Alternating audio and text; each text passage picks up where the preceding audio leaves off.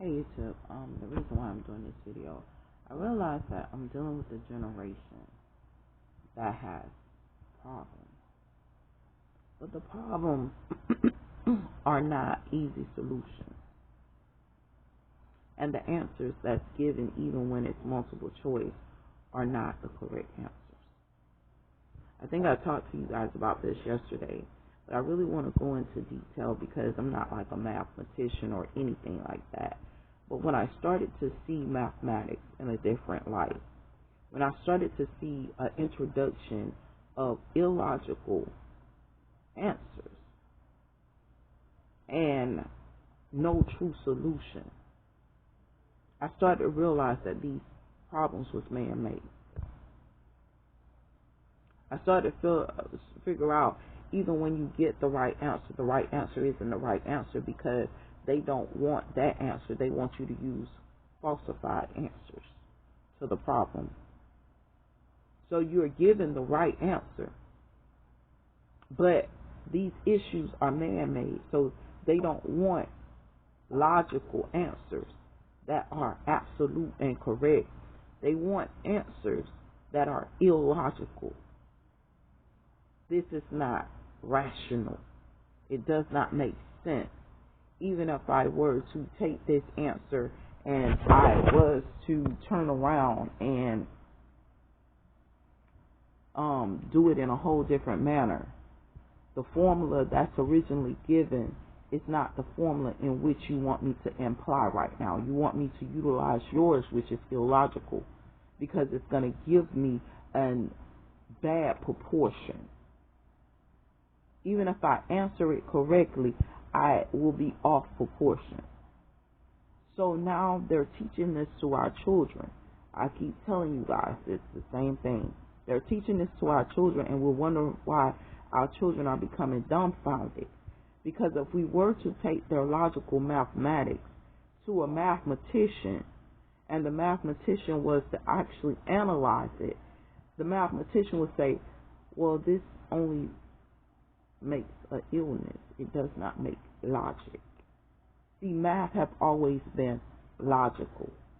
Writing has always been logical. Reading has always been logical. But it is a motive behind the reason why you're reading and you're not getting logic from it, because you're not giving them the answers that they want. So to them it is incorrect, but to you it is adequate and everything. And see, I'm going to tell you another thing they are doing now, where they're not giving, like if you're doing reading or you're reading something, the reading problem is not clear. They're asking you for an answer to something that is not clear. So who will orchestrate this? The devil works in confusion, chaos, and madness. Mathematicians work with logic, and they don't work with chaos. They work with logic, order, formula, and everything. Reading is a formula. Writing is a formula. It is a formula for a reason, to get rid of the chaos, to get rid of the madness. If I was to write a chapter, there is a formula to me writing out a chapter, where that chapter can be organized in a certain manner. Because if it's not organized in a certain manner, they're going to say this person is uneducated and is therefore introducing chaos. We have to learn that there is an order to things, and that's what the enemy wants you to get away from. Because if you don't know the order to things and you don't know the logic to things, you could never create anything. You could never be taken seriously because you're not their type of people. I mean, and if you are doing this and you are taken seriously, then it's a whole nother thing. And then when the enemy starts to introduce order, the order is chaotic. Because it's always going to be out of order. You're going to have all the orders, but it's going to be out of order. It's going to introduce chaos either way. So then I had to, as I'm elevating myself, I'm starting to realize the enemy is not just playing at one stadium. The enemy is using different talents, different areas, different realms, different circumstances, different this, different that. They're in the schools, they're in the medical field, they're in the engineering, they're in all of these different areas, they're in the water treatment, they're in all these different areas, but we have a problem. Where are our people? Where are our people? Are they being trained to the status that they're supposed to be trained? Where are the laborers? The laborers are few. Why are the laborers few? What has the enemy done to minimize the laborers? Oh, the laborers can't find work. So now the unemployment population is increasing. Okay, guess who spots that? The government. But guess what we're going through? The government doesn't know because people are signing up for unemployment, so they can't intercede because the government is like the hand of God to a certain extent. They want to intercede, but guess what? They don't know about it. So it's hush hush because our unemployment rate is still at 3% when it's actually at 25 and 30%. Well, the Social Security number is still being used for employment purposes, but the person isn't employed. How is it that a person isn't employed and their Social Security number is still being used at a certain employer's place? Who's showing up for work? Who's doing this type of stuff? And this is often in chaos because the person's like, I need my unemployment, but cannot get unemployment. Can't receive it at all. Not one payment showing up. And then if a payment shows up, they're telling them, okay, well, this is a stimulus, or this is this, this is that. Not one governmental payment showed up. So now we're going through that.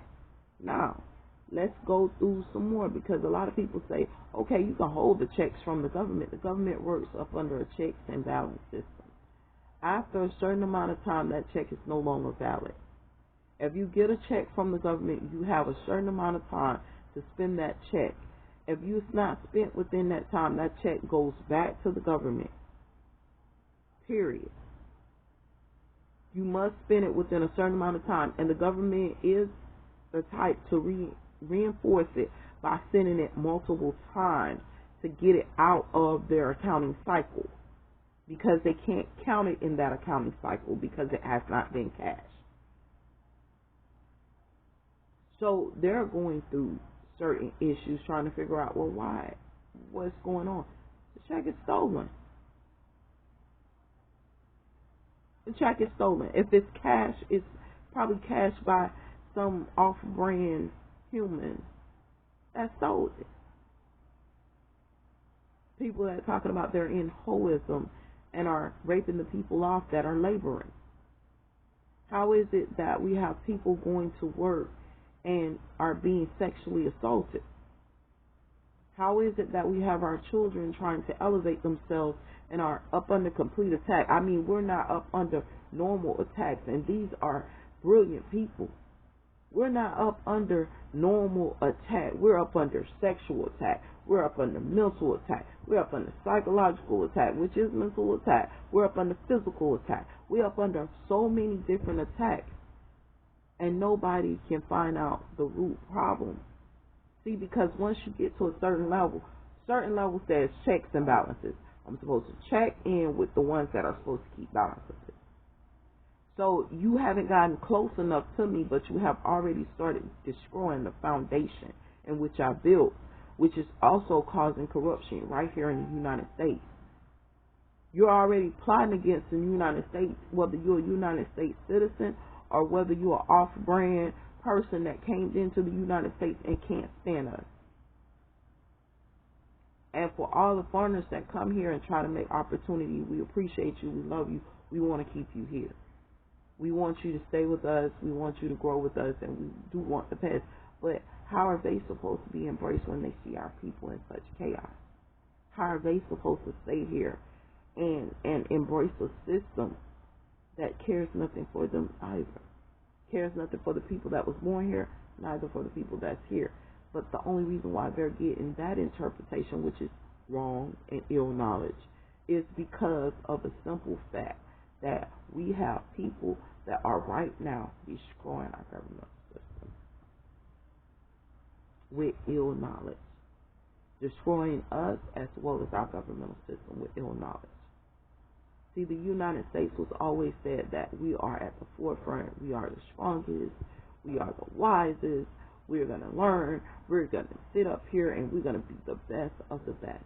So what happens when our educational institutions, which are free, that is supposed to breed the next generation of people that are just brilliant and great, is under attack? It's under attack. This is an inside job. This is an inside job.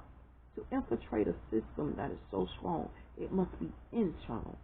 It cannot be external. To stop the brilliance, and I mean, honestly, growing up, the first thing I learned was everything was checks and balance. You must check the numbers. You must balance the numbers. You must know the numbers. You must be familiar with the formula. We know the formula. We know the numbers. We know the statistics. We know all of this. We know how to change the statistics. I know if I become a statistic, I can change the statistics by not becoming a statistic. But if I were to become a statistic, there are certain things that is said about that statistic that I can change. If I am ever that statistic. But guess what's happening? We have people that are basically making their own statistics and saying America is doomed. We are not doomed if we hold to what was actually presented and the structure that was actually created by the people that cared about this country. We are not doomed. But because we're not holding to what was given and we're doing something totally different, and those that are holding to it is up under complete attack to actually look similar to the ones that are doing this attack, or look similar to the victims that are already enduring the attack, we are at a loss. We really need to grow. We really need to reevaluate ourselves. We really need to start concentrating on our people, start concentrating on a lot of things. We want to be great. Yes, of course, we do want to be great. Am I going to allow somebody to infiltrate me because I want to be great? No. But at the same time, now we're still dealing with situations where I have no other choice but to go into environments that are hazardous. Our government saying, no, we don't want you dealing with that. We're sending you checks. We're sending you this. We're sending you that. We're sending you all this different stuff. We know that the attack is real there. But it never reaches. So we cannot sit up here and we cannot blame a government that is doing all that they can for a failure that we have no control over. And remind you, we have spent years and years, so we're unprepared because we do not have arms. Some of our rights for bearing arms have even been taken away from lies and manipulations and other stuff that these people have done to us to keep us from our rights to bear arms. And truth be told, even that's not keeping us, because I was told, yeah, we can still give you a gun. And I will be seeking out for protection. If it takes me giving up everything I got, I really need that protection. Because it is getting very bad nowadays. Like I said, I hope these words encourage you. And remember also, when Jesus sat up there and he left his disciples, he told them, he said, you will need a sword and a shield. Don't take it lightly. We need protection. We need to really start thinking about protecting ourselves. We are up against an enemy that's very psychotic. And will make us look like we are the problem so that they can stay thriving and getting money from the government, getting money from places and stuff like that. Make it seem like that there's no rape in the area. You know your rape situation is extremely high. Why would you be introducing other families in? Because certain families look at the statistics of that area. Look at the area numbers. Okay, the crime rate is low there. Great, we can move there. There's no problems there. And then when you're introduced into that environment, you find out that you're somewhere in the hood and gutter because you done bought a $500,000 house in an area that should have houses for about $30,000 because of the situations that are going on. So, like I said, you guys just be careful. Make sure you're surveying the area yourself. Make sure you're doing the work yourself. Make sure you're building up rapport with people in the areas that you're thinking about introducing your lifestyle into, because trust me, them numbers is not going to tell the truth. And a lot of them people that you may get introduced to may not eat too. Hopefully these words encourage you guys. Hopefully they give you some insight. Hopefully they give you some wisdom. Please, we are going through a lot. Be careful.